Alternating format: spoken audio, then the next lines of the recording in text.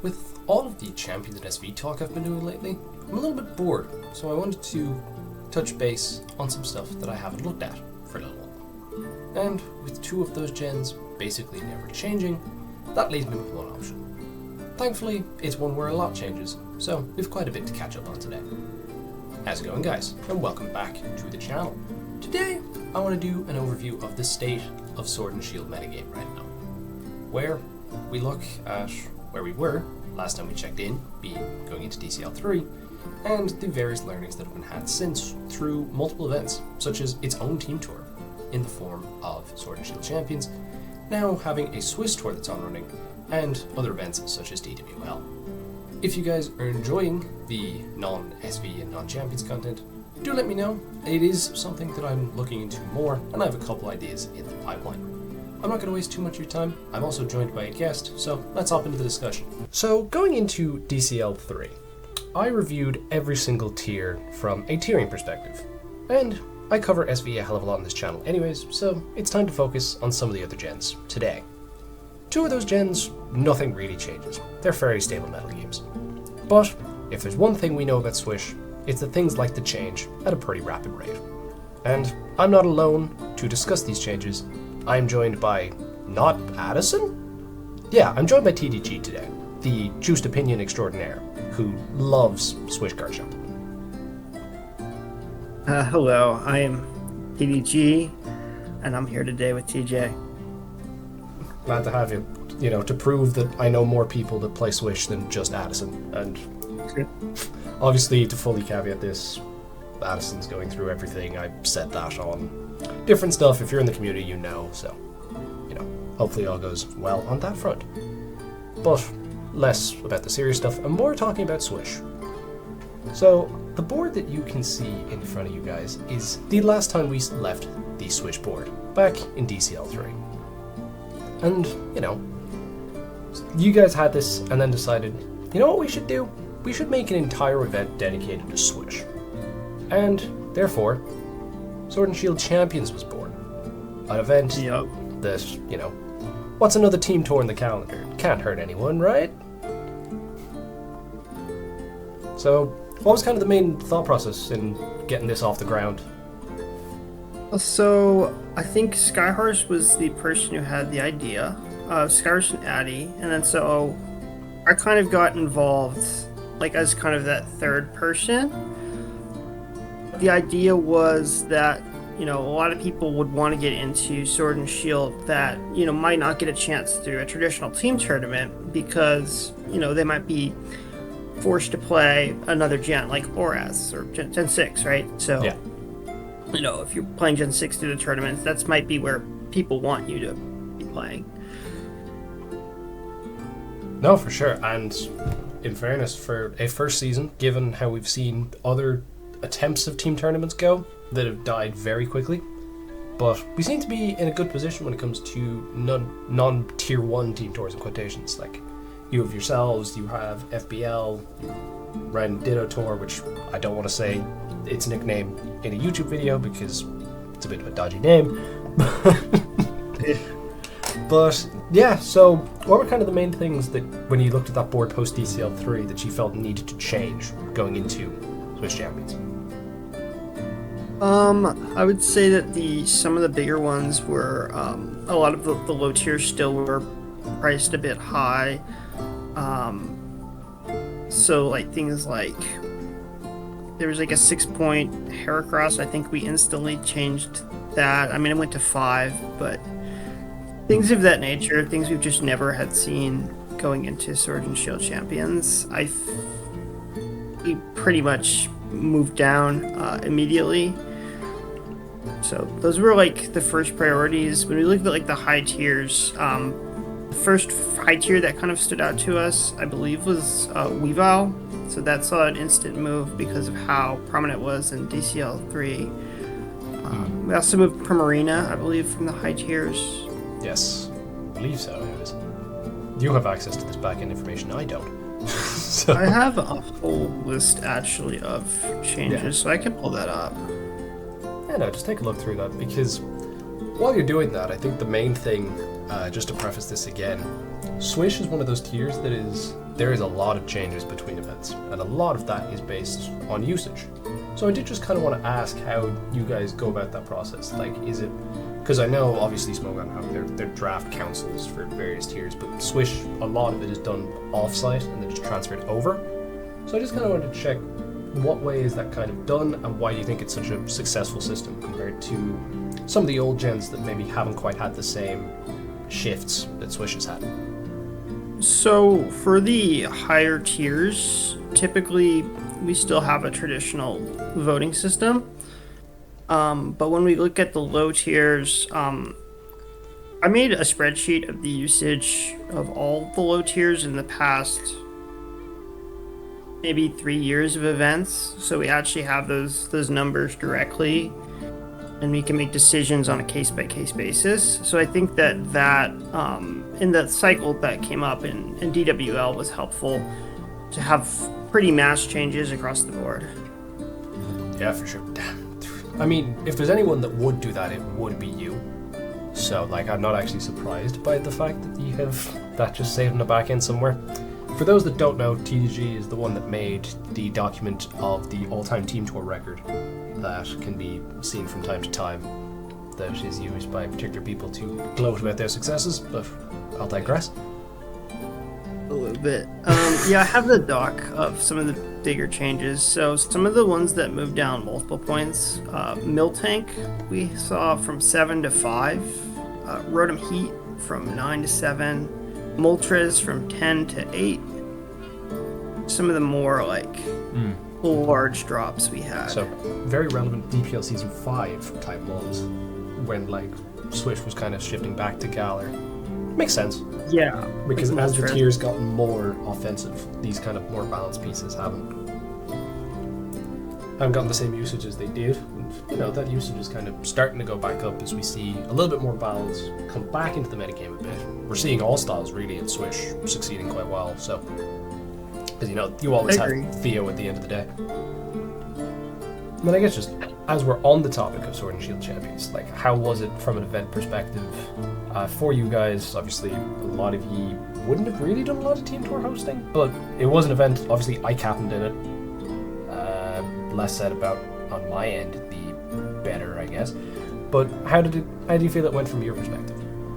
I feel that it was overall a success. I mean, we had a few hiccups. We had a few things that, you know, didn't go perfectly, but I feel like every season one of the tour does. Yeah. Yeah. A lot of them also didn't have like an impact on everybody. Like, we had one team from your team. It was one draft from your team that just everything was illegal about it. There was so many I don't remember exactly what happened with it. There was just accidents constantly that were just left unnoticed after mids. I think it was because there was an issue with an importing of a dock somewhere. I don't know what happened, but no, I'm sorry about that, because it just felt like every week it's like, nope, you can't use that thing. Nope, you can't use that. Here's your random 2-pointer. Well, yeah, it was you couldn't, he had like a 2-pointer on the team that was drafted by somebody else and nobody caught it or something. Yeah, it wasn't registered on the drafting dock or something. There were areas for improvement, but like overall, I think that, you know, it was pretty drama free and like chill, and I think that, you know, I think most people from the feedback seem to have enjoyed it. It was a little bit smaller scale, which, you know, I think helped a lot.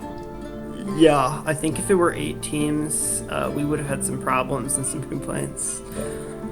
I also think just even from a drafting perspective, you kind of saw new angles of molds because you went down to that 6-month. So we kind of did see a lot of shifts, which we'll kind of get into momentarily. But even from that perspective, like, how did you find that in terms of seeing cores that you didn't see? Obviously, you'd know this better than me because you main this tier in every single event. So. Yeah, so there are definitely like whole different cores. It kind of equalizes, you know, which pick is best. Like, you could almost make an argument in this type of event that the 6th pick is like one of the best picks. Because you can just start pairing things that usually all go in round 1 at like pick like 6. Yeah. So Like there's just way more open. Like our teams, like we had some where we had a Zerora, Mew, Celesteela, and Lando I, and you just couldn't get that in an 8-person pool. Like that's just ridiculous. It's not happening. No, for sure. Like you can see that even across the board in all of the tiers. For those that weren't aware of this event, there was Galadex, there was Natdex, and Swish Plus, which was an interesting spin on things, which did make me hate Zamazenta Crowned quite a bit. But oh, and Dialga. Why was Dialga allowed? But that's not today's conversation. Funny. It didn't even do that well though. It is, to be fair. But no, for sure. Like, I think you do look at these drafts. You saw so many different combinations. It probably gave you a very different perspective on Mons in tiering, because what was happening was you were seeing a lot of Mons going earlier than initially anticipated, because those priority pieces are even better, because with less people you're more likely to have those niche, more expensive picks left there at the end, and I think kind of was very evenly reflected. So I guess the big question is season 2 coming? And if so, where the hell do you fit it in a busy ass schedule? That is to be determined. I hope it does. But I don't think we have any plans that been talked about in detail. Given DWL is going on right now, you have other events going, you have all sorts of IRLs. You don't know what's happening with DPL because of Champions. DCL being later in the year, it is. I don't blame you whatsoever. It's very difficult to plan anything these days, so I was not expecting a definitive answer. And then, how'd you find Natdex? Obviously, I did do Gen 9 Natdex, but Gen 8 Natdex, bit of a different vibe because, you don't have Terra or, you don't have some random ass move buffs. Yeah, the Natdex was interesting. It felt like it was kind of. It might have had a lot of barriers to entry, though, because only 2 teams, I think, finished with positive records in Natdex, and I think that they were uber positive, yeah.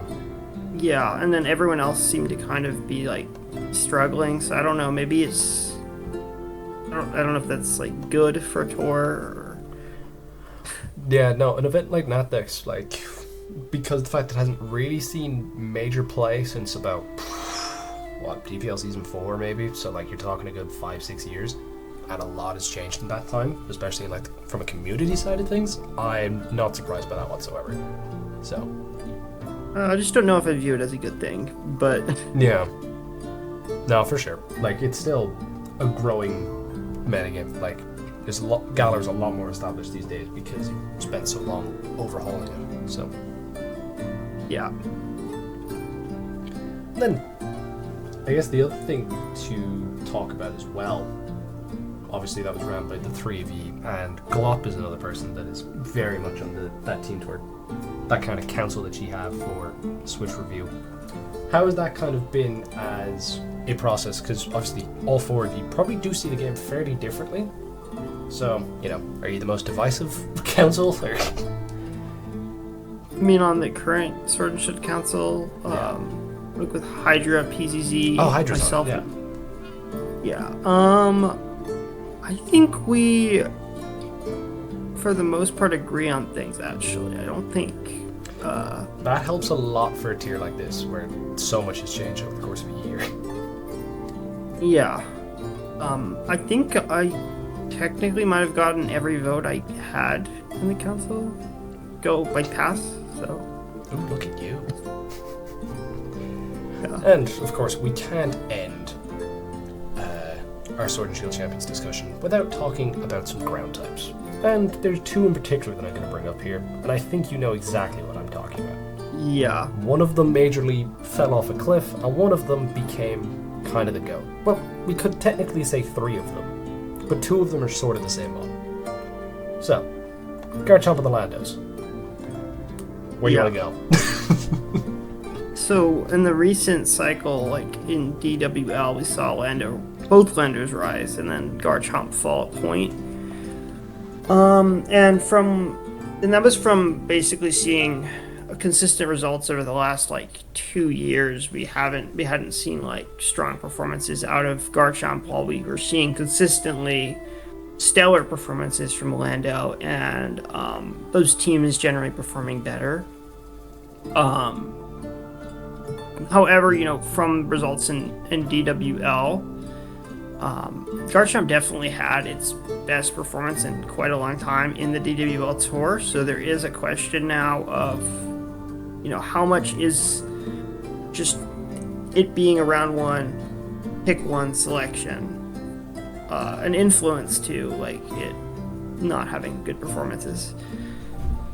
So that's something that has to be, kind of thought about maybe in more depth. For sure, like, you are 100% right. Garchomp, since a lot of the changes, you could arguably say since Spec Ban, just hasn't quite been the same mon. And then you do look at other mons that have had stellar events. Coco's had some brilliant tours. Torn went 100% win rate at some point. Yeah, and then in this tournament, in DWL, Torn currently has a terrible win rate. So yeah. it's really might be indicative of just the first overall pick maybe not being the best. Yeah, which this isn't the only tier that's currently being a problem. Looking at SV.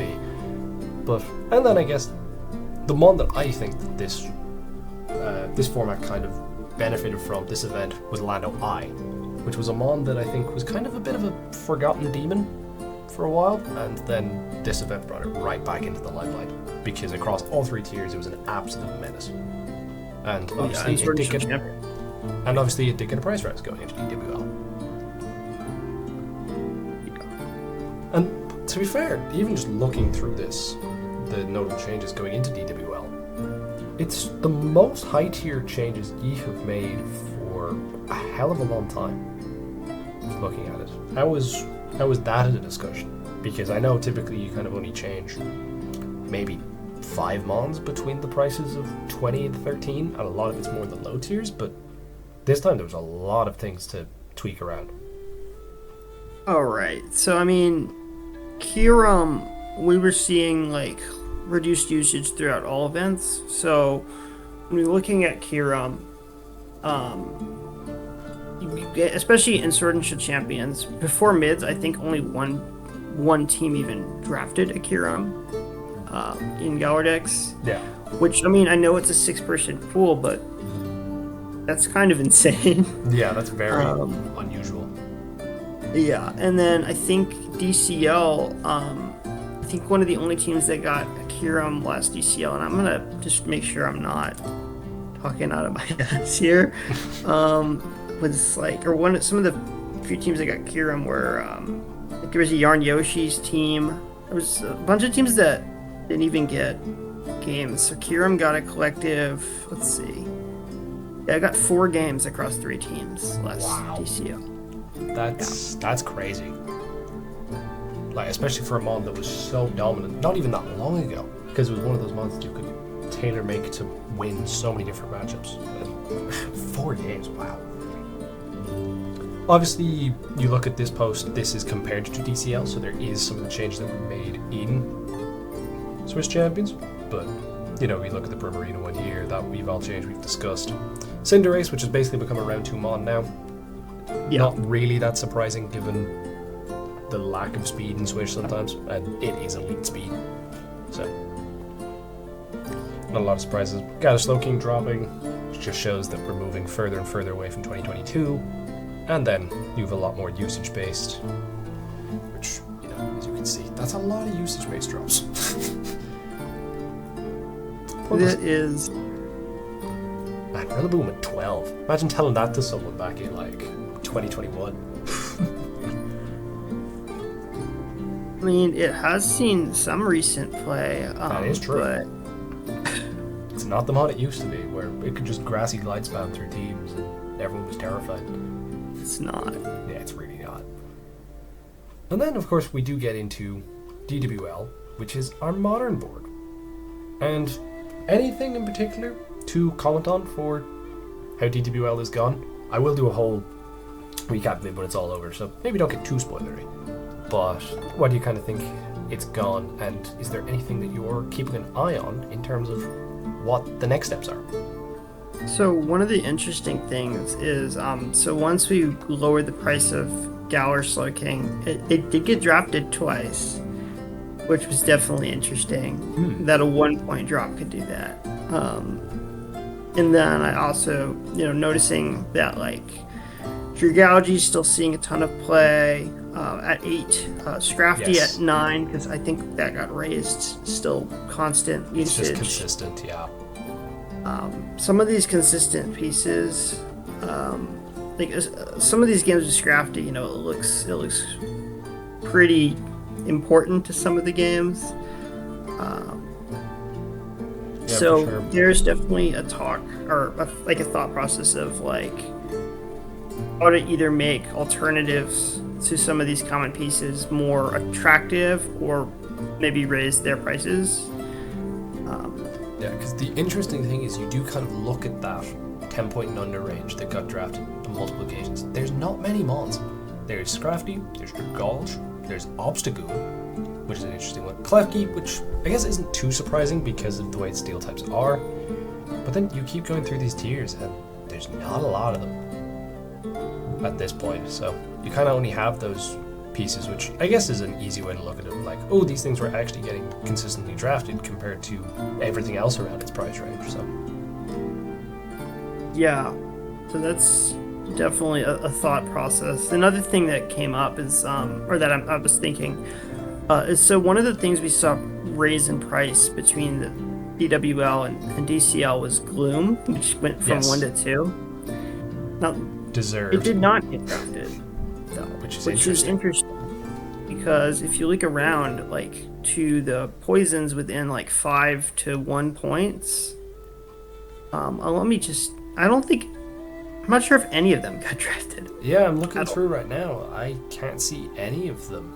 Like, no Galar Slowbro, no Toxtricity, no Venusaur, no Vileplume, no Roselia, no Garbodor. Yeah, no, everyone went expensive poisons. Like, the cheapest poison seems to have gotten any usage. If I attempt to Completely figure this out zero. live here, is you're going up quite high.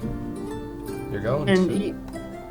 even beyond that, you can actually see there was a couple teams that just opted out of drafting a poison altogether. which is really interesting. Yeah. Given so many mons just randomly have access to T-Spike in this gen. So it's an interesting mentality. I guess just relying on, because you do have so many very good defoggers in the tier, that maybe it's enough of a failsafe, but I'm not gonna lie, that doesn't float my boat. I'm gonna be completely honest. It looks like there are around 6 teams that opted out of drafting a poison, which is probably Out of very 16, common. out of 16, that's the highest I think I've heard in a long time. Damn. Yeah, so that is something I'm definitely looking at after this season, because I think it's telling about, what the defensive role of poisons are in the metagame. Yeah. And it's not much right now. Yeah, it can kind of get substituted for, and once you pass your Gulch. But SV does kind of have the same problem. You had so many of these poisons in that 6 to about 2 point range that were getting drafted so often, and now you just don't see them. So, Well, at least with SV, we still see, like, so there was 2 Galarian Slowbros drafted. I think there was some Monkey Dory. It was a Monkey Dory. Yeah, 2 but- Vileplumes. We've seen some. yeah, you see some, but like there's always been a fluctuation, whereas especially with some of them, depending on if they're priced at 1 or 2. Like we saw that with Arbok, we saw that with Swalot, we saw that with multiple cases. So I guess Gloom is just in that same boat, but Gloom is better than every other 1-pointer. I completely get the price rise. So I get it too, but I also would say Gloom is better. Gloom might be better than like most of the poisons from 2 to like 4. Yeah, I would probably agree with you. It's just, it has a job and it does it successfully, which the other poisons don't. So Yeah, exactly. Like, what job does a wheezing accomplish in the current metagame? Is it just a Exactly. Fizdep wall with status? I can go grab a Goregeist with better stats, and Yeah, exactly. I guess was there any surprises in terms of drafting rates as we're talking through this DWL board? yeah, I mean, I think something like Obstagoon, I mean, it is 7 points, but I'm surprised it got drafted twice a little bit. Yeah. 2 Obstagoon and no Pangoro is like crazy to me. Yeah, and then Jellicent getting drafted twice. Where did Jellicent come from? Like, I mean, I don't think it. it's a good mon, but like, I would have said it goes up against a lot of principles. I feel like I feel like I haven't seen Jellicent For years, yeah. Yeah. No, So for that sure. one surprised me for sure. Like, where did Jellicent come from? Yeah. Like, even looking at double Klefki, you're like, interesting. Yeah, that one's a little surprising, but at least like I can kind of see that a little bit more because it's at least like a traditional piece that has been like used in at least previous generations, so it doesn't look as crazy to me. I guess. Yeah, I guess no. Jellicent's usage in. Jellicent seems Seems like the main standout, so I completely get it. Yeah, that one shocks me. Like I'm like, yeah. I guess just we'll pull up some of these. Oof. I forget how large the DWL dog is sometimes. But you do look through some of these Swiss drafts, and you are seeing varying degrees of success, but you're also seeing a lot of new. Because the one thing that Swish has at the minute is that there's not a lot of cases where, you know, you see set cores all the time. And that is a testament to you guys in terms of how you tier. Is there anything that you're looking at now through these and it's like, maybe we shouldn't see this again?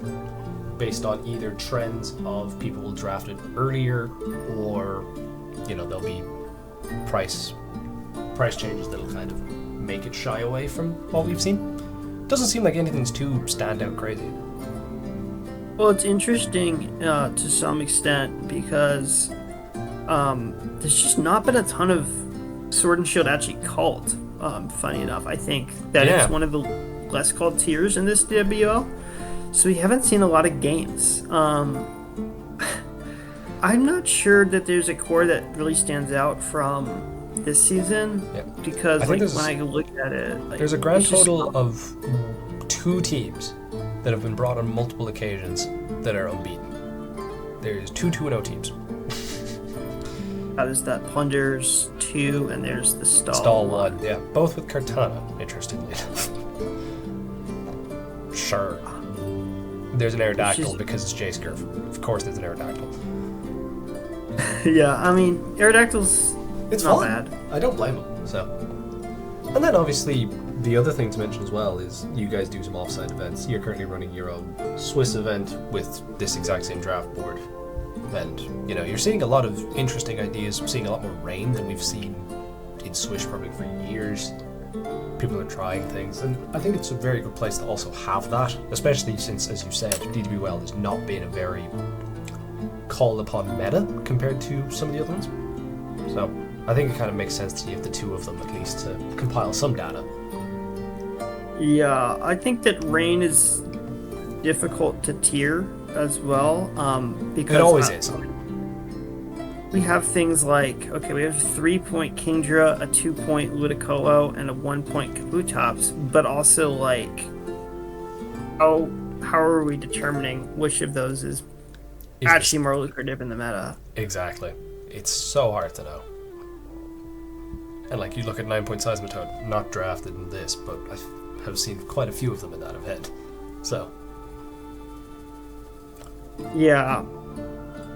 I guess the final thing for me is if you had to make any bold predictions right now of what's going to happen between now and DCL 4, I can't believe that's coming out of my mouth, what would be some of your bold predictions for how Swish is going to evolve? I would say that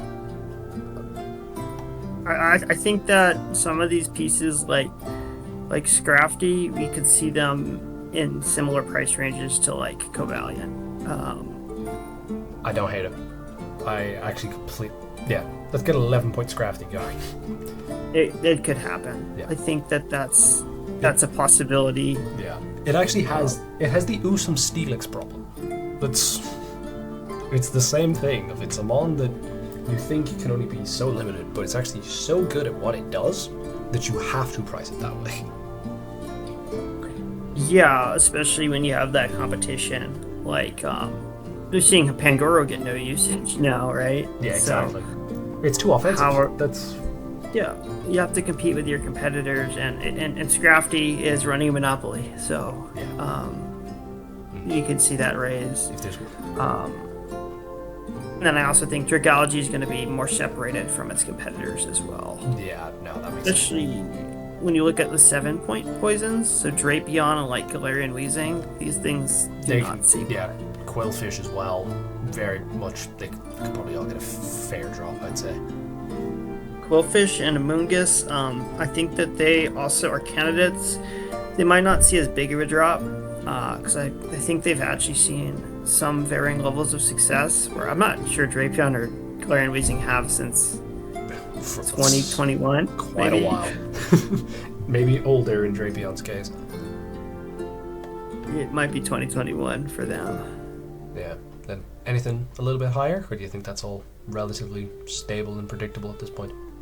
On the high end, I would say, I mean, there could be discussion about eventually going 16 points on Cinderace, I would say, but I can see it. I'm not sold on that yet.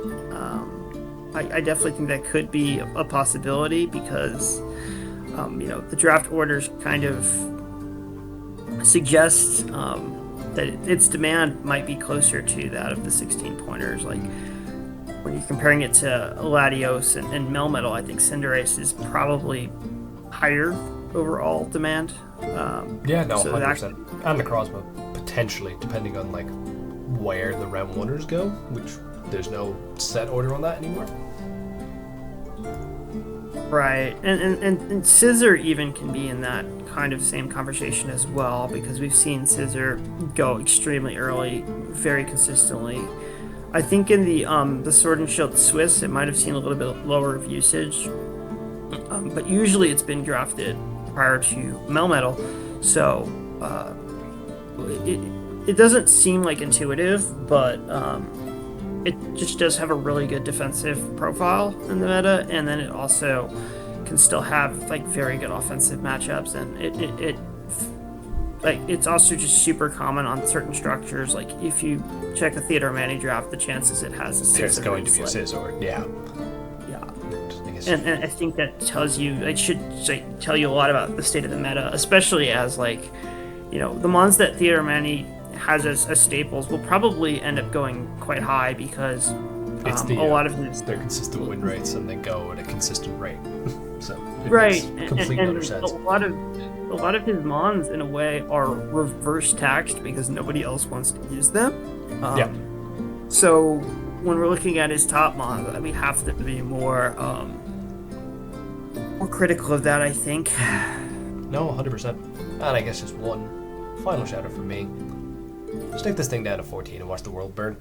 Which one? Undrafted Slowbro hurts my brain, seeing as that is teleport god. It probably should be 14. That seems very cheap. That would be an interesting development. Yeah, I mean, 14 is pretty good though. Yeah, Slowbro and Blastoise in the same tier. Go on. It could happen. It could happen. I'm not ruling out. And that is where we are at with the state of Swish. Obviously, there's going to be a lot more that changes, but I did want to catch you guys up on what has happened since we last checked in with the tier. Thank you very much once again, TDG, for joining me, and I hope you guys all enjoyed this little discussion. If you did, please leave your likes, subscribe to the channel, and, hype. I think that's the thing you do on YouTube these days. Yeah, go on. Anyways, guys, yeah. I hope you all enjoyed. I'll catch you in the next one. Peace.